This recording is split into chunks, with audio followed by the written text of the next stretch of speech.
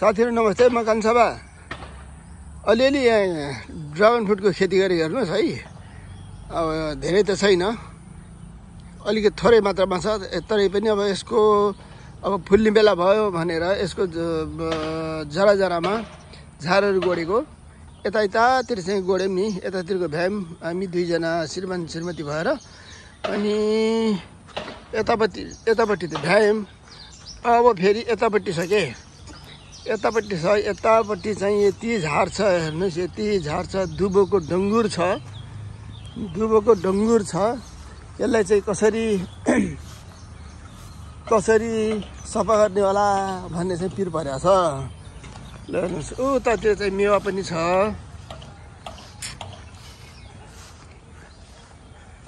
उतातिर चाहिँ मेवा पनि छ, राम्रै छ मेवा पनि।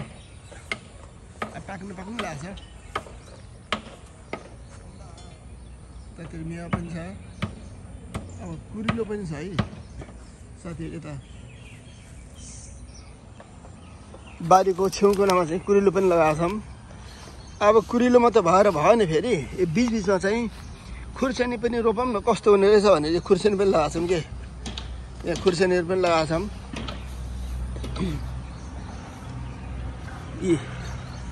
अब ड्रागन फ्रुटहरू पनि अब फल्ने बेला भएको छ। कता चाहिँ यस्तो कोपिला लगाउँदैछ नि।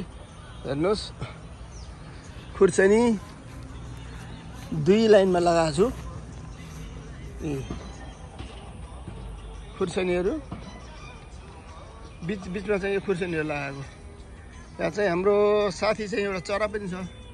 सधैँ अगाडि पछाडि डुलिराख्छन्, यसो किराहरू चाहिँ आउँदाखेरि चाहिँ खान्छन्।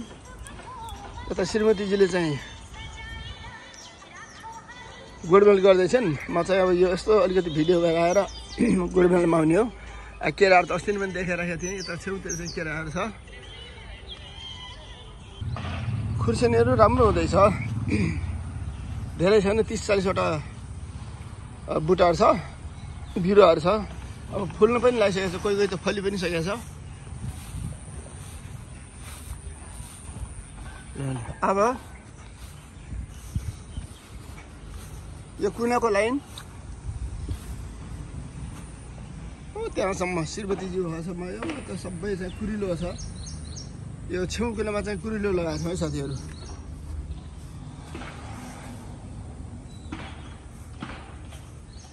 यहाँ चाहिँ फेरि प्यासन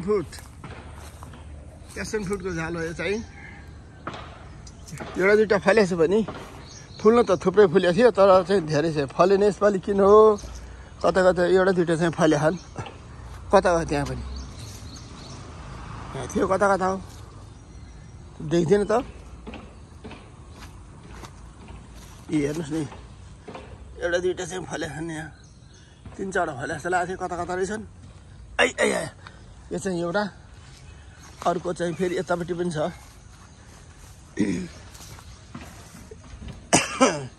यता पनि एउटा दुईवटा चाहिँ यता पनि फलेछन्। ल यस्तै छ साथीहरू है। यता चाहिँ फेरि मकै अलिअलि मकै पनि लगाएको छौँ। सागसब्जी पनि खानु पर्यो। यता बोडी चाहिँ फुल्दैछन्। फर्सीको मन्टा खानु भनेर फर्सीको मन्टा छन्, सबै छन्।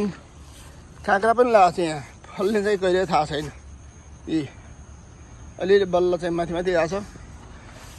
अनि यो लगाएको चाहिँ यो टहरा जस्तो बनाएको चाहिँ प्यासन फ्रुटलाई चाहिँ माथिबाट चाहिँ यो माथि चाहिँ प्यासन फ्रुट राख्ने हो। प्यासन फ्रुटको बिरुवा चाहिँ धन्य 6वटा जति छ। यहाँ एउटा, यो चाहिँ बल्ल हुर्कँदैछ। अर्को यहाँ एउटा, त्यहाँ छ, सानै छ। यस्तै छ साथीहरू हाम्रो जिन्दगानी। किसानीको जिन्दगानी सजिलो छैन। यता घर उता घर, दुःखको जिन्दगी छ। ल हेर्नुहोस् है। थ्याङ्क यू साथीहरू। मन पऱ्यो लाइक सेयर कमेन्ट गर्नु होला। हामीहरू त किसानी मान्छेहरू, धेरै बोल्न पनि जान्दैनौँ, धेरै के गर्नु जान्दैनौँ। यसो आफूले काम गरेको यसो एउटा दुईवटा भिडियो बनाउने टाइम पासको लागि हो। Thank you.